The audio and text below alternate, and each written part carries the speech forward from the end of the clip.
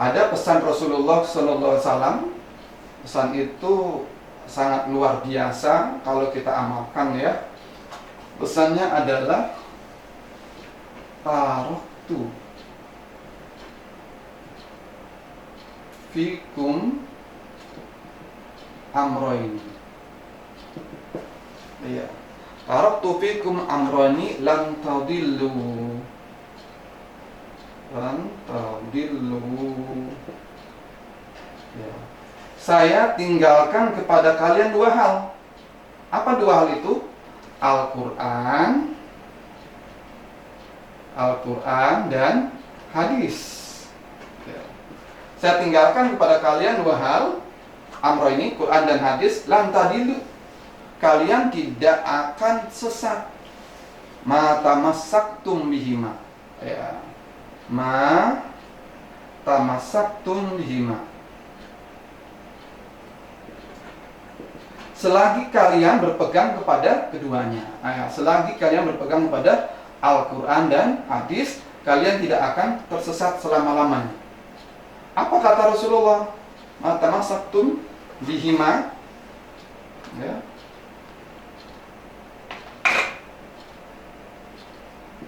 Kitab Allah. Kitabnya Allah, artinya Al-Quran. Wa sunnata rasuli, hadis ya. Wa sunnata nabihi, boleh. Dan hadis lain, wa sunnata rasulihi. Wa sunnata, ya, wa sunnata nabihi. Oke. Jadi kata Rasulullah, taraktu fikum amroini lan tadillu ma tamassaktum bihima, kitab Allah wa sunnata nabi. Saya tinggalkan dua perkara, lan tadillu, jika kalian tidak akan tersesat selama kalian berpegang teguh kepada duanya, yaitu Quran dan hadis.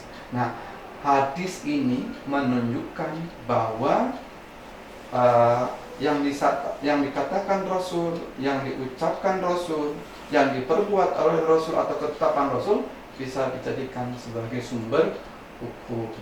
Ya, tentunya sumber hukum yang kedua setelah Al-Quran ya. Sumber hukum yang kedua setelah Al-Quranul Karim. Oke, saya lanjut. Apalagi di samping Rasulullah Sallallahu Alaihi Wasallam, ya, hadis lainnya, ketika Rasulullah Sallallahu Alaihi Wasallam hendak mengutus Mu'adz bin Jabal, ya, hendak mengutus Mu'adz bin Jabal ke Yaman. Ya. Untuk memimpin negeri Yaman. Ada diskusi, ya, dialog yang sangat luar biasa antara Rasulullah SAW dengan Mu'adz bin Jabal. Ada dialog yang luar biasa antara Mu'adz bin Jabal dan Rasulullah SAW. Ya. Dalam dialog itu Rasul mengatakan, wahai Mu'adz, kaifa taqdi idza 'arada laka qada'un. Ya. Wahai Mu'adz, bagaimana engkau akan, ya, memutuskan, kaifa taqdi. Ya. Bagaimana kamu akan memutuskan satu perkara jika di hadapan Anda itu ada satu urusan, satu perkara, ya, yang harus kamu putuskan. Kaifa taqdi, ya, idza 'arada laka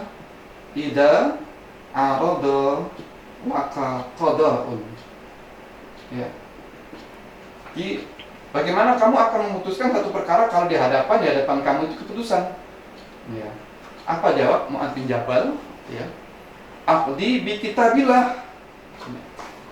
Saya akan memutuskan dengan kitab Allah. Aqdi bi kitabillah.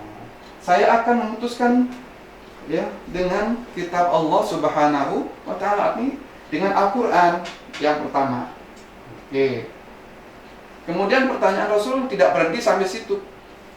Mu'adz, bagaimana kalau di Quran itu tidak ditemukan jawabannya? Jawaban masalah yang ditanyakan itu nggak ada. Bagaimana kamu cara memutuskan perkara itu? Maka jawabannya fa bi sunnati Rasulillah, ya. Fa bi sunnati Rasulillah. Maka saya akan putuskan dengan sunnah Rasulullah. Kata Mu'adz bin Jabal, apa yang pernah saya dengar, apa yang pernah engkau lakukan ya Rasulullah, ya, maka akan aku jadikan pegangan untuk memutuskan perkara. Ini perdebatan yang sangat menarik, ya, diskusi yang sangat menarik, dialog yang sangat menarik antara Mu'adz bin Jabal dengan Rasulullah Sallallahu Alaihi Wasallam. Tapi Rasulullah nggak berhenti sampai di situ. Bagaimana kalau nggak ada di dalam hadis, tidak ada di dalam ucapan saya, kata Rasulullah Sallallahu Alaihi Wasallam. Ya, astahidu ra'yi, maka saya akan beristihad dengan pendapat saya. Maka menurut para ulama, ya, dialog antara Mu'adz bin Jabal dengan Rasulullah SAW ketika Rasul mengutus Mu'adz bin Jabal, hendak mengutus Mu'adz bin Jabal ini bisa dijadikan sebagai sumber hukum yang kedua. Tapi sunnati Rasulullah juga nanti bisa dengan ra'yun, pendapat, ra'yu, atau nanti bisa masuk ke dalam pendapat pendapat Rasulullah atau pendapat itu ijtihad, ya, Pak ijtihadi itu juga bisa masuk nanti dalam ijma, dalam qiyas, ya, ra'yun. Baik, saya lanjutkan. Apa kata Rasulullah mendengar jawaban Mu'adz yang luar biasa tadi, ya, dengan kitab Allah, dengan sunnah Rasul, dengan ijtihadku.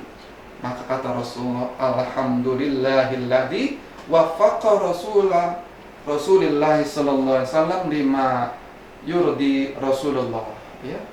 Segala puji bagi Allah, ya, kata Rasulullah sallallahu alaihi wasallam, ya, sambil menepuk-nepuk belakang Mu'adz bin Jabal, dia mengatakan segala puji bagi Allah yang telah menyelaraskan utusan seorang Rasul dengan sesuatu yang Rasul kehendaki, ya. Artinya Rasulullah bangga, senang dengan jawaban Mu'adz bin Jabal, karena jawaban Mu'adz bin Jabal itu selaras dengan yang ada pada diri Rasulullah SAW.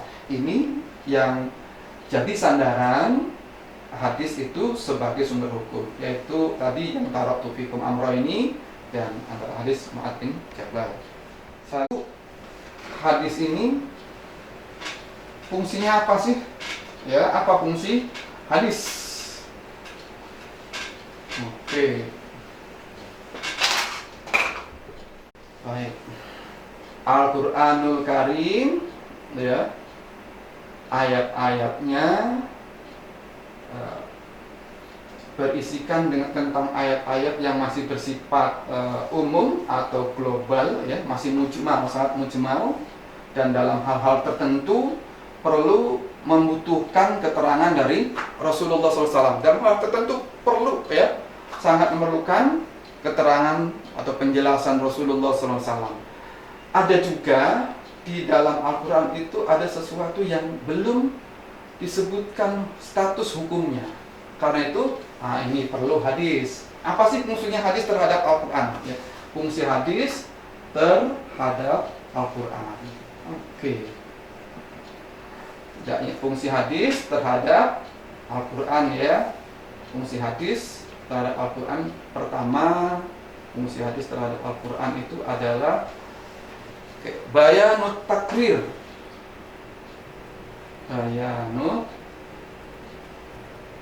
Bayan takrir, ya, bayan takrir. Oke, nanti saya jelaskan apa itu bayan takrir. Oke, yang kedua, bayanut tafsir. Bayanut tafsir. Oke. Dan yang ketiga, bayanut tasyri'.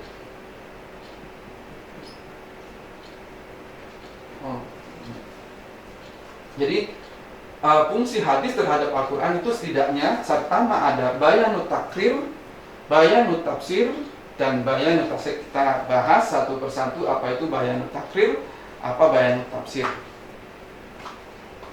Oke.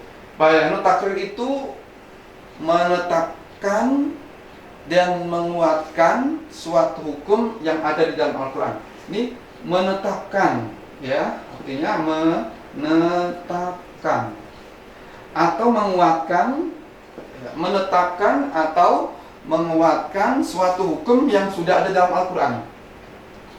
Sudah menguatkan satu hukum yang sudah ada di dalam Al-Quran. Jadi bayanut tafsir ini Quran ada. Nah, fungsi hadisnya adalah menetapkan atau menguatkan. Contoh, ketika Quran berbicara tentang puasa, syahrul Ramadan alladzi unzila fihil Quran hudal linnas wa bayyinatin minal huda wal furqan. Oke. Itu kan tentang puasa di surat Al-Baqarah ayat 185. Al-Baqarah ayat 185. Kemudian hadis di sana menyebutkan faida ra'aitumul hilala, faida ra'aitumul hilala, faida ra'aitumul hilala, ya, jika kalian melihat hilal, artinya pada tanggal 29 Sya'ban, ya, kan ada ru'yatul hilal, ya. Nah, kalau hilal itu sudah kelihatan, maka kata Rasulullah fasumu, ya, maka berpuasalah kalian. Nah, ini berarti apa? Hadis ini menetapkan atau menguatkan yang sudah disebutkan di surat Al-Baqarah ayat 185. Menguatkan, ya. Wa idza ra'aitumuhu, kemudian apabila kamu melihatnya lagi. Jadi pada tanggal 29 Ramadan kamu melihat bulan, maka keesokan harinya fa'aftiru, berlebaran. Fa'aftiru, berlebaranlah kalian, ya. Fa'aftiru, ya, rawahu Muslim. Maka berlebarlah kalian. Fungsi hadis ini adalah menetapkan atau bayanut takrir, menetapkan atau menguatkan yang sudah tertera di surat Al-Baqarah 185. Baik, yang kedua, ya, bayanut tafsir, menjelaskan. Nah, bayanut tafsir itu menjelaskan. Saya hapus dulu yang ininya biar kelihatan. Menjelaskan, ya, memberi keterangan, menafsirkan, ya, merinci, menjelaskan, menafsirkan, merinci, ya, ayat-ayat Al-Quran yang masih bersifat global. Ya. Contoh, ketika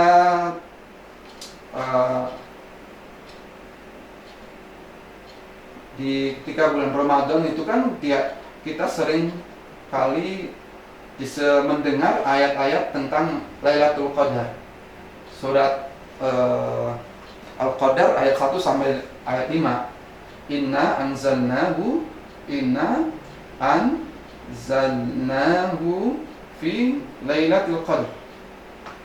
Sesungguhnya saya turunkan Al-Quran pada malam Lailatul Qadar, fi Lailatul Qadar. Maksud diturunkan ini, Al-Quran diturunkan, ya, dari Sidratul Muntaha, Lauh Mahfud, ya, diturunkan ke Baitul Izzah, langit bumi, ya, itu pada malam Lailatul Qadar. Diturunkan sekaligus pada malam Lailatul Qadar. Yang jadi pertanyaan, kapan sih malam Lailatul Qadar itu terjadi? Nah, ini kan nggak jelas, ya. Pokoknya disebutkan Quran itu turun pada malam Lailatul Qadar secara keseluruhan, dari Allah, dari Lauh Mahfuz turun ke Baitul Izzah, langit dunia, itu pada malam Lailatul Qadar.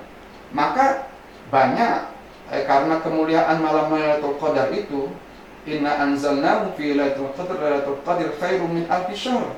Malam Lailatul Qadar itu lebih utama dari 1000 bulan. Oke. Maka keutamaannya itu sangat dicari oleh umat Islam, ya.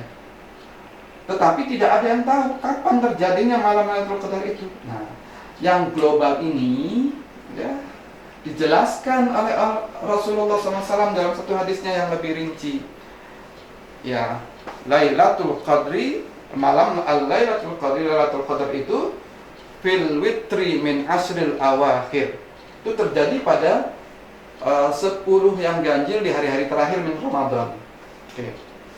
Jadi disebutkan di hadis Bukhari, ya, Lailatul Qadri, malam Lailatul Qadri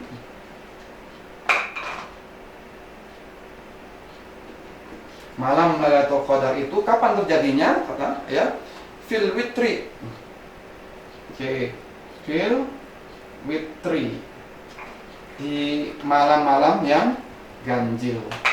Fil witri min asril awakhir, min asril awakhir min syahri Ramadan, min syahri Ramadan.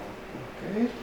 Malam Lailatul Qadar itu terjadinya pada 10 malam terakhir yang ganjil, tadi tanggal 21 Ramadan, 23 Ramadan, 25, 27, 29. Itu kemungkinan terjadinya malam Lailatul Qadar.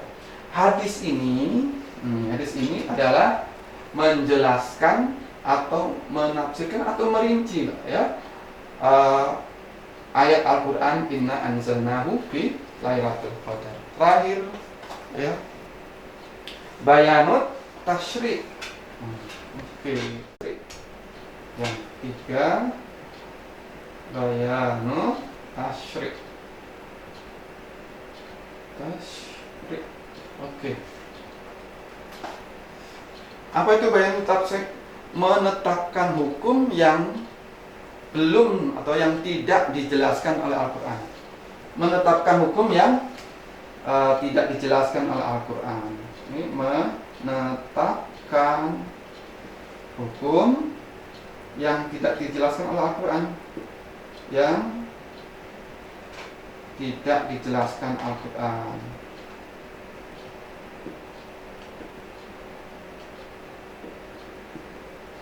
Oke.